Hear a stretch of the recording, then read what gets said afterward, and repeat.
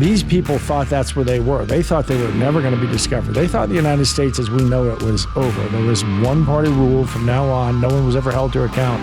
And they thought they were getting away with crazy stuff. The money was also used to corrupt our system. America is going to find out that the craziest things you heard in the fall of 2020 that were dismissed as being so absurd are actually true.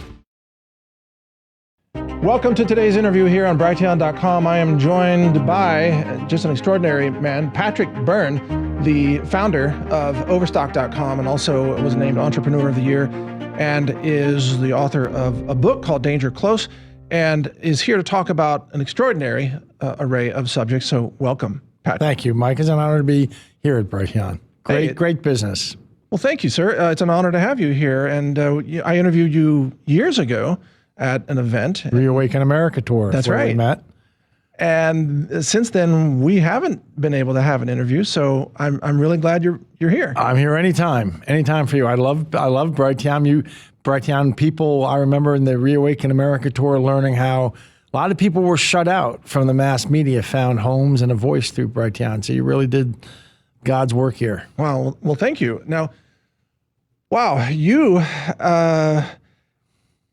it's very difficult for people to to grasp who you are and all the different things that you've done, which are outlined in your book that I really want to encourage people to read. But you have, by your own words, you have been involved in some pretty nefarious plots in the past.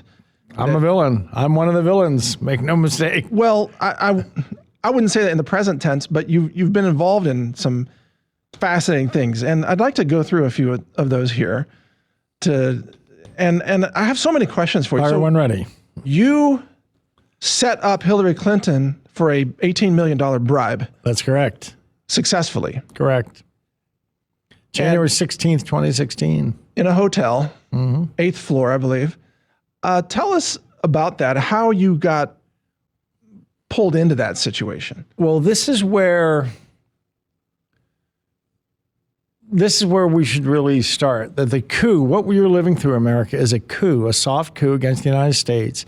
John Brennan, James Comey, and Barack Obama launched it. It began around Thanksgiving of 2015. I was directed in so as my book makes clear, I've had this very strange relationship with Uncle Sam. I never expected it to come out in my lifetime. It was never supposed to, and we have a lot of reasons to be mad at each other, Uncle Sam and I.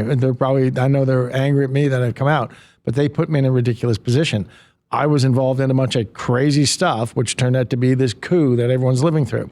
So that was one of them. In Thanksgiving of 2015, I was directed. They took me off something I was working on, which was really the origins of the Russia hoax. And they said, we have something more important for you to work on. You're going to help us set up Hillary Clinton and the sting. And they gave me the background. Everything's explained in the book. And I successfully set my mission, as one fellow in the room ended up summarizing it. Patrick, somewhere in the world, there's going to be a room. And somewhere in the next 2 months, there's going to be a room. And Hillary Clinton's going to walk into that room, and the bag man from Azerbaijan is going to walk into that room. They spend 10 minutes alone, and then they leave. You pull that set of circumstances together anywhere you want, anywhere in the world. And it is the case 7 weeks later in a hotel in D.C., that meeting took place. And I had and Hillary, knowing what was the point of the meeting was to accept a bribe, took the meeting and went in. And as you explain, it seems like the purpose of this was so that the controllers, Obama, would have this dirt on Hillary to control her, as she served out 2 terms as the first female president. Was that the plan? That's correct. And this is where I started, things started coming off. After we successfully did this, I was told to forget about it and wasn't sitting well with me. And I went back to have another meeting. And this time it was not just Comey's people. It was a direct representative from John Brennan in the room. And I was told I had to forget it, that it had happened. And what was eventually explained to me, they had some lies that they knew I was seeing through, and eventually they kind of let their hair down. And they told me, and I'll repeat this word for word because it's so key to understanding the last decade. Patrick, so this is early February 2016. They said, Patrick, at this point, President Obama has his people across the federal bureaucracy, but especially the Department of Justice. Hillary Clinton is going to be president for 8 years, and nothing's going to change that. But think of it this way. While she's president, think of that information. Think of there being a Bunsen burner at the heart of the DOJ. And the information about the bribes is going to sit on that Bunsen burner. The hand on the Bunsen burner is going to be one of Barack Obama's people. So if Hillary's a good girl and defends Obamacare, the flame stays low. If she's a bad girl and thinks for herself, the flame gets turned up. This way, Barack Obama is going to manage Hillary Clinton for 8 years that she's president. Then she steps down and Michelle's going to run. And Patrick, that's the plan. Knowing what you know about all of this, do you think that Barack Obama also controlled Joe Biden in a similar manner? Oh, yeah. Joe Biden, not much needs to be said about his mental state. Barack Obama has a woman named Susan Rice, who I actually happen to have met at Oxford in our student days. I was at Cambridge, she was at Oxford. Doubt she would remember, but I remember meeting her about 1989 in a dining hall in Oxford. She's actually a very hardworking and evil person.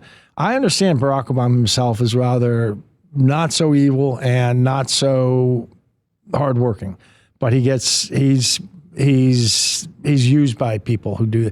Anyway, while Biden was president, she was over every morning at his home, which is 8 blocks away from the White House, which is another strange thing. Presidents have always had for centuries this tradition of you get out of the Oval Office and you leave. It's just so disrespectful for him to have stayed in D.C. But anyway, Susan Rice would go over every morning, get her information, and then go over. And she was Joe Biden's, I think she was like domestic policy advisor, but she was in fact the shadow president. And it's turned out there's all these thousands of pardons and so many thousands of official acts were done with no apparent knowledge of Joe Biden, including, it came out recently, Michelle Obama went over and did 4 pardons, I think, came out recently, that she ran the auto pen machine. But there were 5 people that no one ever heard of, other than Jill, who were president, effectively.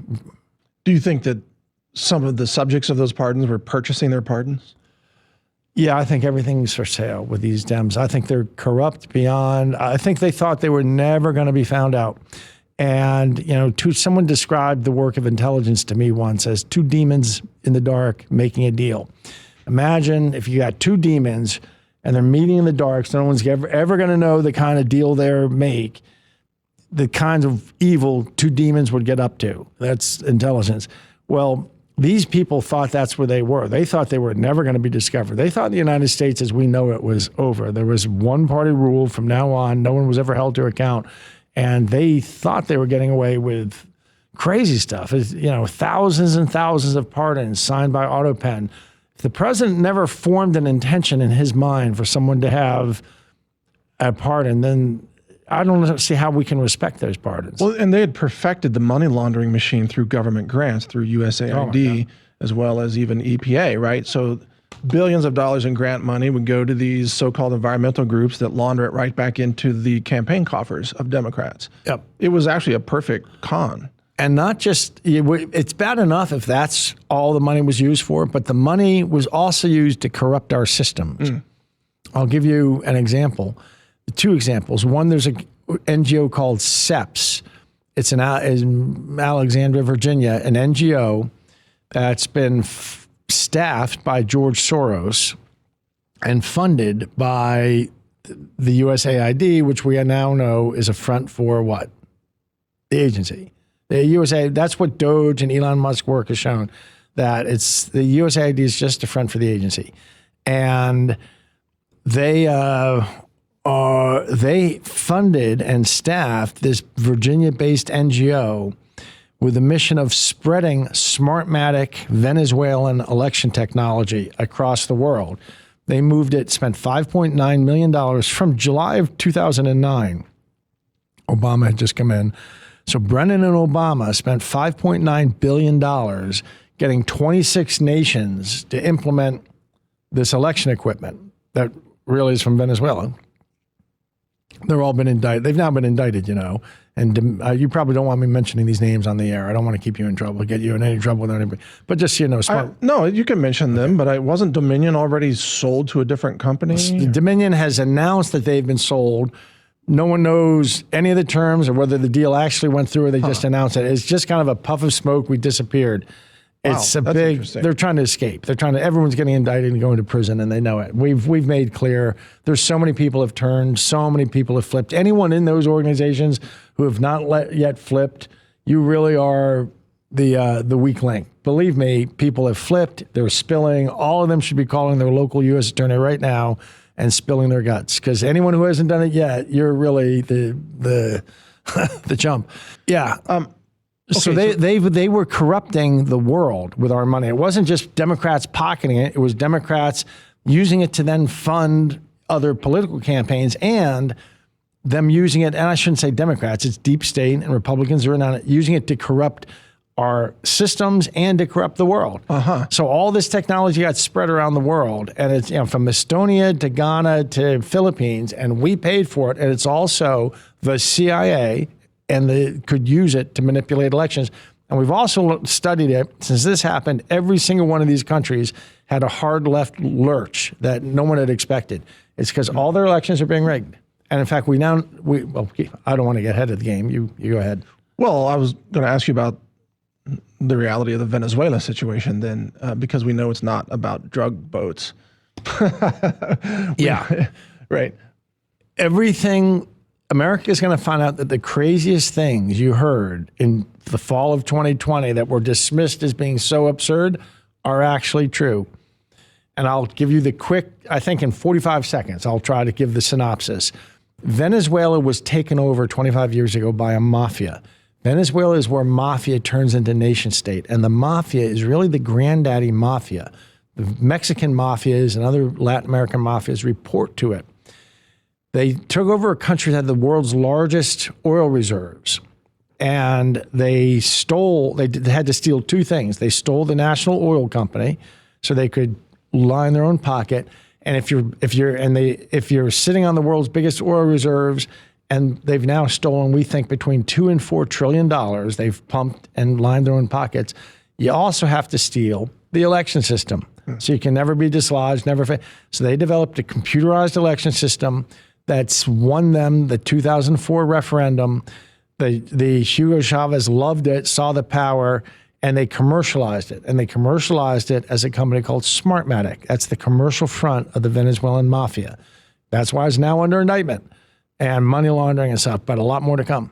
And that technology is really the core technology of all these other systems that you hear about, whatever their brand is. There's really one factory back in Taiwan with one assembly line, and the things come off the assembly line and they get brands like Smartmatic or Dominion or Hart, and it's all the same assembly line, and the components are coming out of Beijing.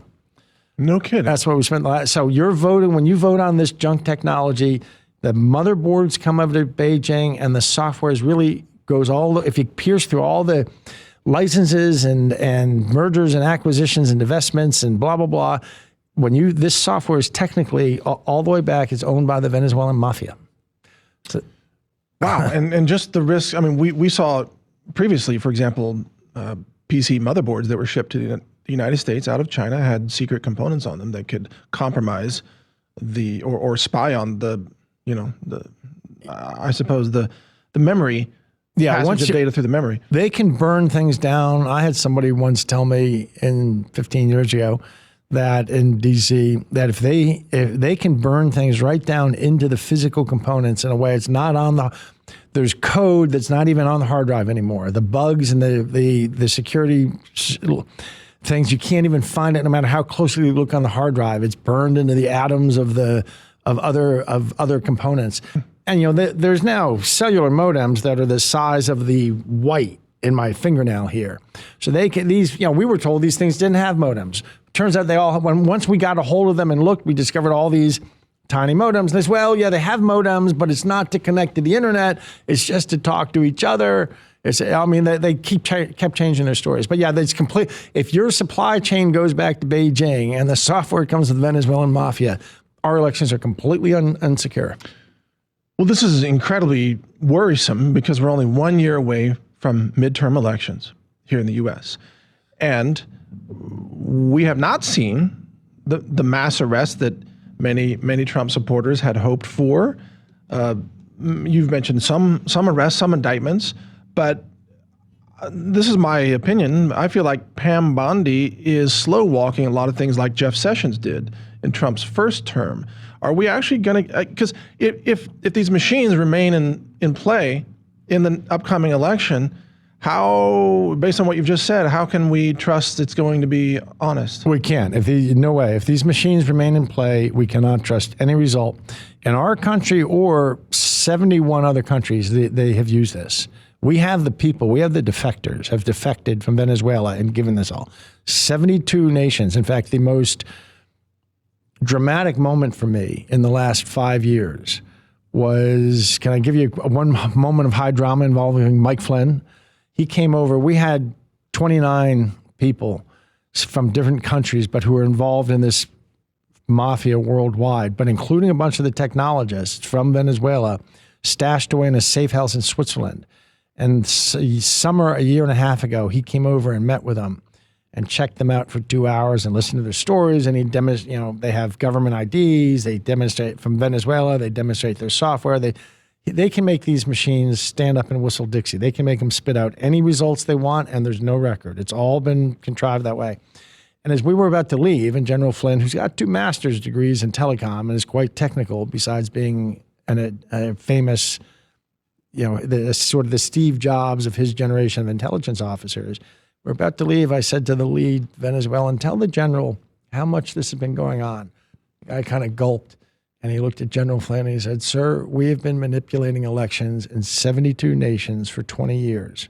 And for just a second, I saw Flynn, who had kept I'd asked him to be nice to these people because you're going to hear stuff that makes you angry. He was like, of course, of course. Well, when he heard that, I just saw him sink. And I know what he was thinking. He was thinking, I gave 37 years of my life to defending my country in the West. And they came at us in a way we never expected. It's so Chinese. They came at us in a way that we never expected. So national leaders are, for the most part, selected, not elected. Was the Trump victory in 2016, was that a shock to the system? And my follow-up question is, was Trump allowed to win in the most recent election, or did he beat the system both times? Well, 3 times, actually, because he won in 2020 also. He did win it. Something funny happened in 2024 I'll get to. But no, he was not allowed to win in 2016 or 2020. He just you can override the cheat. See, what they have are 15 different ways of cheating, and 14 of them are these different on-the-ground ways we've been hearing about the last 5 years. And they're very scientific. They look at a county, and they say that they want to steal, and they decide based on its laws and procedures and how they do things, we're going to pick from our smorgasbord of 14, we're going to pick technique 2, 9, and 11. And they were like a year ahead of time. They put people in, they want, that's another funny thing. All over the U.S., there are Venezuelans involved in our election system. Like if you go into the watch business and you run into a bunch of Swiss people, that makes sense. Well, the Swiss know a lot about watches. Why is it that if you go into Houston or Atlanta or Chicago, deep in the election bureaucracies, you find all these Venezuelans? Seem kind of odd. Yeah. Yeah. Are they really known for pristine? Anyway. No. So it'd be like hiring Haitians for economic advisors. Yeah, right. or well, we could offend a lot of other groups. No, I'm going to get accused of racism for that comment. But hey, look around, folks. Yeah. Different cultures are skilled at different things. So what they do is they pick from the 14 different ways of cheating, how to cheat in your county, and they take set it up for a year. And then on election night, back in Serbia, and I know this sounds crazy, there's an office, the real headquarters of Dominion, the real headquarters of all of these systems is Belgrade, Serbia. Really? Dominion is allegedly a Denver company. Nonsense. It's all a front for Serbia. It's all all the decisions are made in Serbia. The American office is just a front. And I have this from people who are deeply involved in this. I'm not touching anything that has to do with discovery or what we've gotten under depositions. I'm talking about I have somebody who was Dominion Employee of the Month, we call him. He was Dominion Employee of the Month some time ago. And and I mean, we have so much inside information from them. So anyway. Wait, is more of this going to be coming out? Oh yeah. Because we're bringing it out if the government does it, but we're trying to give them the ability to do the right thing, but it's all coming out. But we know they're not going to do the right thing. No, they're going to do it. There's people in the government who are fired up. I don't want to name any names. Yeah. Well, I can say Tulsi. I don't want to say the people underneath. There are people trying Tulsi. to do the right thing. She's on point. There are people who get what's going on and who are trying to do the right thing and are not part of the problem. Okay, my goodness, I have so many questions for you, but I'm going to have to take a tangent here. We'll have to come back to this. We have to bring up Tina Peters. Tina Peters, who I interviewed before she was incarcerated, is even suffering from health problems right now. The Democrats in Colorado, they have punished her for doing her job. Yep. But she can't be pardoned by Trump, as I understand it, because it's not a federal prosecution. Is that correct? How do we free Tina Peters is, I guess, where I'm getting. There are several ways, and the simplest and most elegant that could have been done by February 1st is January 21st. And I've been in the room in the DOJ when a lawyer walked him through the paperwork that was prepared. All it needed was the signature that declares she is a witness in an ongoing federal investigation, and for her safety, we have to secure her. She's currently in a prison in Colorado with a bunch of Inaugural gangsters are also in the prison, and they know her importance to us. Right. She's a 71-year-old lady who's having to get in fistfights over a honey bun in the prison chow line. And she's had lung cancer, and now her lungs are filling up with phlegm in the last week, and they won't give her medical treatment. They have abused her so badly. The judge and prosecutor are going to be under investigation, I believe, if they're not already. There was such a setup, and she could be gotten out tomorrow as an expert witness. And there's a guy in the DOJ. Going back to your big question, Pam Bondi's not really running the DOJ. Pam Bondi lives in Florida. She takes the DOJ up to D.C., goes into the White House, does the press conferences. Then she goes home. Sometimes she doesn't even swing by the DOJ. There's a number 2 at the DOJ named Todd Blanche. Todd Blanche was a lifelong Democrat, became a Republican at the beginning of last year to defend Trump, and did a good job defending Trump. Well, I don't know. He lost. He's batting 0 for Trump. He defended Trump in, I guess, I don't even know it was one of the nonsense cases, but it was maybe the real estate case. And the crazy case, he lost it, but you can't blame him for that. It was a phony. But Trump liked him and made him number 2 at the DOJ. And this is where, so I've come to love Trump. I've come to love the guy 95% of the time. 5% of the time he drives me crazy because these mistakes are unforced errors. He's impetuous, and he meets somebody who likes them, and he does something crazy, like make this guy the number 2. This guy has slow walked everything. I see. The reason Tina Peters was not out by January 25th was this guy. Well, that might Todd Blanche.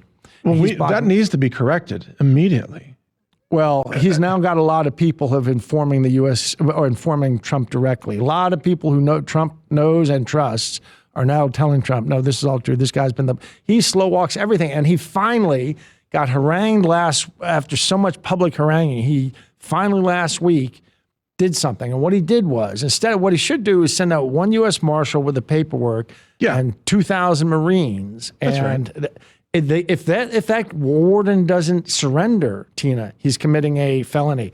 It's when somebody shows up with that kind of a warrant, it's not justiciable. In fact, Trump has the authority legally to federalize the prison if he wants. He can federalize the prison, any prison in America. By law, he can say that's now a federal, he can do what he wants. I don't think he has people who even advise him of his muscular options. That's what about this famous meeting between us in late 2020. That's what General Flynn and I discovered. He had not, once he understood what General Flynn and I were advising, he realized no one had even told him he had these options. He can literally, under the federal law, he can federalize that prison. He can send 1 U.S. Marshal and 200 Marines and shoot anyone who gets in their way. Todd Blanche, but he shouldn't have to shoot anyone. The warden should surrender, or else he's committing a felony. And yet Todd Blanche at the DOJ has slowed down. If I told you how many things he slowed down, he put the kibosh on me, even though I probably know more about aspects of this than anyone in America. Like what was going. no federal official is legally able to talk to me. No one is able to take, no federal agent in the FBI or DHS can meet with me. They can't take evidence from me. No one in the intelligence. People I've known for years. I've lived decades, but there's always a number I can call. If I need to talk to Uncle Sam, there's a number I can call. No one's allowed to talk to me. We found ways around this summer, and we got them everything. But Todd Blair's blocked for months information, incredibly important evidence coming into the government. So this really leads to a big question I wanted to ask you after reviewing your book. The question in my mind kept becoming, and I don't mean any disrespect by this, but why are they letting you live, right? Because you know so much. You are willing to, testify against those who you believe have corrupted our system. You're a danger to a lot of powerful parties. Flynn said to me once that he says that I'm surprised I'm shocked they didn't kill you and your handlers. You know the most radioactive stuff I've ever heard in my career, Patrick. And he's had it all checked out. Before we started doing much, he had somebody inside the government check and came back and said, every effing word of this is true, Michael. Every word of Pat's story is true. So, yeah, I think they didn't see how far off the reserve. I knew that was always the risk, and I played things so I thought I was safe from that. The point was reached in early 2021 that I was told by higher authority that, look, there is a list of 700 people that when this revolution is complete, there's 700 people who have no future in the U.S. and they're going to be allowed to leave, Patrick, but there's a dozen who have a gold star by their name and they're all going to get killed and you're one of the gold stars. And that came from a federal person. So my plan was to leave the country, and I was actually packing up to leave the country when Mike Flynn called me. I wrote a quick book about the election, was packing up, and Mike Flynn called and said, "Patrick, move to Florida. They've captured everything. They've captured the White House, the Supreme Court, Congress. The only thing they haven't captured is the American people. I'm going to show you how we build a movement together." And move down to Florida. I said, "Sir, and I said, well, my plan was to go to Costa Rica or South America or just to live on a beach." I said, "Patrick, they'll kill you if you do that. All they're going to do is how it works is some guy from the embassy will go over to some bar where the local gangsters hang out and say, here's an envelope with $10,000. Go and whack this American who lives a mile up in that hut." Yeah, you're actually easier to kill outside the country. And if you do that, we'll give you another $10,000 and the right to bring one suitcase into the country with no inspection. That's how they pay gangsters. They literally say, you do this and that. Okay, next Thursday you get a suitcase on the flight. No one looks at it. So that's how they pay. And I said, well, sir, if I stay in the country, can't they kill me anyway? He said, well, they can, but there's a lot more paperwork involved. But your best bet is to stay here and get as big as possible. Yeah. And once you get to a certain size, it backfires on them if they kill you. However, I'm reconciled. My line in the book is, if they blow me up, I win. And I mean that. And through other reasons, I've died 500 times in a way. Did you get to my medical history in the book? No. Well, anyway, I've been end of life for 40 years. I've had cancer 3 times. I've had 117 surgeries. They've stopped my heart 400 times. So I've, in a sense, died 500 times. What's 501? And if they blow me up, I win. Well, then that leads me to another question is, what is your purpose right now with the fact that you're here, the fact that you're doing the book, you're spending a lot of your time and resources to get this message out. What do you hope to accomplish? We're not out of the woods yet. Until we're out of the woods, I want this to be done as quickly as possible, and then I'm retreating to a place deep in the mountains. I have a few cats, a few mules and horses, and live out my days. But we're not out of the woods yet. We tripped up a Bolshevik revolution, but we are not out of the woods. It's still there. And we have to push this, we're down to the 1 yard line, but as my father used to say, you don't get 5 points for getting the ball down to the 1 yard line. You get it over the line, and we're not there yet. Well, but that brings up the issue of why so many of us are really frustrated with Trump right now. I've sacrificed a lot for Trump over the years, heavily censored, smeared, etc., for supporting him for so long, and just completely deplatformed. My voice print isn't even allowed on YouTube. I can't have a LinkedIn profile.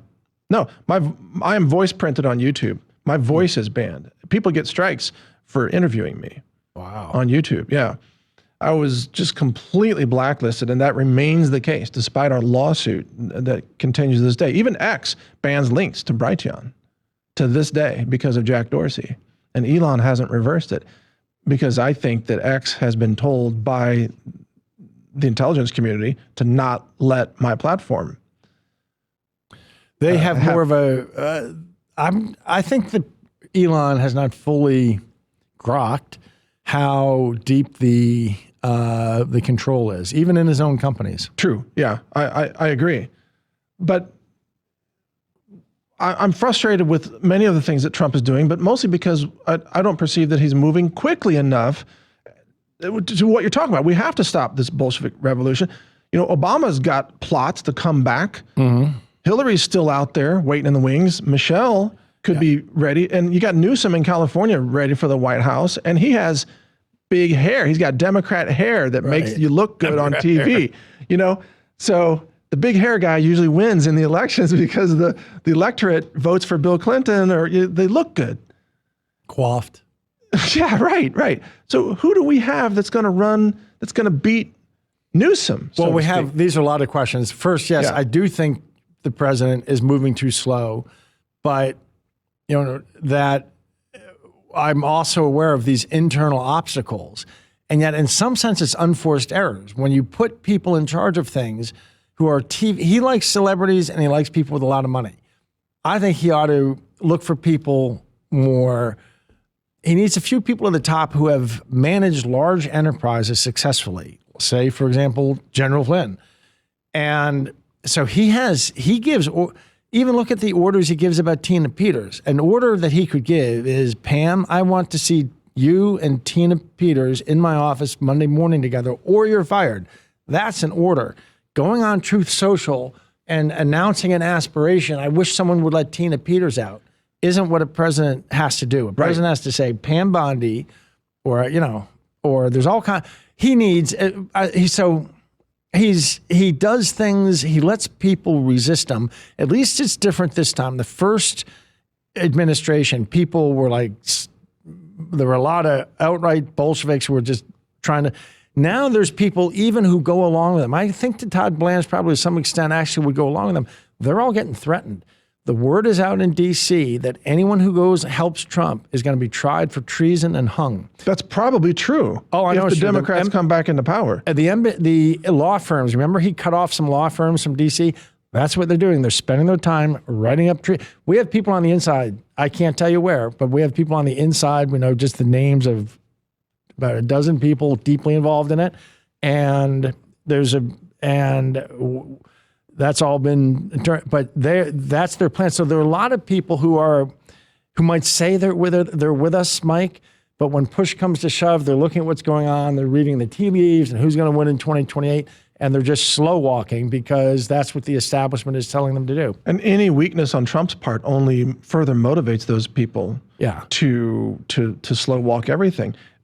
And then Trump is making many unforced errors, as you say, at least from my perspective. His handling of the Epstein files has been disastrous to flip-flopping back and forth. Yeah, but I mean, he says it's a hoax, and then he says, no, the Democrats are involved, and then he says, we can't release them, and then he says, we have to release them, and attacking Marjorie Taylor Greene and so on. It's like... Yeah, there's been this infighting that is very unattractive and doesn't accomplish anything. I've come to really like him. And I've been public. I didn't vote for him either the first two times. I did this third time. Huh. And either no. I wasn't in this because I was a Trumplican. I was in this because I knew our election got stolen, and I knew this inside information about so that's why I'm here. However, I've come to love the guy, but he still makes me angry because I would give him a 95%, but there's this 5% where he's going too slow and he's trusting people. You know, he likes people who are celebrities, and he doesn't get that somebody like Oz is not a fellow who's run a large. There's a difference between Pam Bondi's a TV person. She's now in charge of what, 100,000 person. Right. You know, that's a different. You thing. have to have executive experience. Yeah, and they don't. He gets TV. So that bothers me, and that might be the reason for some of the slow walking. But really, I think he only now, since he's been in, really grasps what he's up against. We're really up against an enemy force within our government. You might as well consider they're traitors. They're absolute traitors. Everyone who took part in this. Tell us about the documentary or the film, Enemy Within. Well, The Enemy Within was Mike Flynn made it actually from my book, and he appears briefly in it.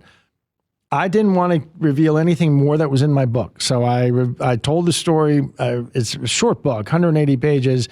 And there's my biography at the beginning, but explains how I became in contact with Uncle Sam and developed what I was frequently told was a unique or a non-standard relationship with Uncle Sam in my life. And it was the honor of my life, and I thought I would go to my grave. We ended up in this crazy situation these recent years, and I've come out. But so that part of the movie explains that, and then explains how that led me to get drawn into what was really the origin of the Russia hoax.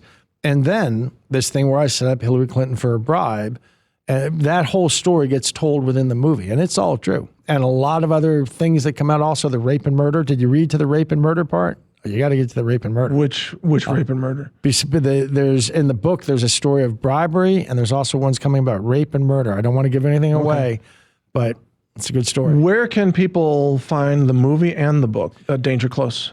Danger Close is on Amazon. You can get The Enemy Within on Amazon, on Rumble. If you go to enemywithindocuseries.com, it shows you different places it's playing. It's $15. It's 3 episodes. Enemywithindocuseries.com? Yes, sir. Okay. And General Flynn is the producer of that film. Yes, he didn't put his name on it, but he appears in it. And he appears and gives a little blurb. And do you have my book by any chance? Not physically here, okay. But... Well, he wrote the preface to my book, too. And in my book, he opens the preface saying, through my work in national security and intelligence, I was aware of the work of Patrick Byrne. He's a national intelligence asset. Right. He's not making this stuff up. Your producer sent me the PDF, which is, thank goodness, because there's a lot. Okay, so again, the book is Danger Close. The film is The Enemy Within. And is there anything else you want to add before we wrap up? No, that's great. That's great. Okay. Well, thank you, Patrick, for... I think your testimony is really critical for us to understand what happened and also to be prepared for what's about to happen, because this isn't over, as you say. And I really hope and pray that your knowledge will be used to help defeat evil and help restore our republic. From your lips to God's ear. And just today, as I was waiting for you, I saw an announcement that a grand jury has been impaneled in Florida to dig into all of this stuff. And I hope to get a chance to be testifying to them. Oh, wow. Okay, great. Just today. Well, thank you for your time today, sir. Thank you, Michael. It's great to have you here. Back at you. All right, Patrick Byrne, everybody, be sure to check out his book and the film that we just mentioned there as well. Oh, here we go. And share this interview. Feel free to repost this on Rumble or BitChute or Odyssey or other platforms. We need to get the word out about this. I'm Mike Adams, the founder of Brighteon.com, and thank you all for watching. Take care. Protein is a crucial nutrient that is necessary for good overall health. Incorporate protein into your daily routine with the Health Ranger Store's selection of lab-verified protein powders. Only at healthrangerstore.com.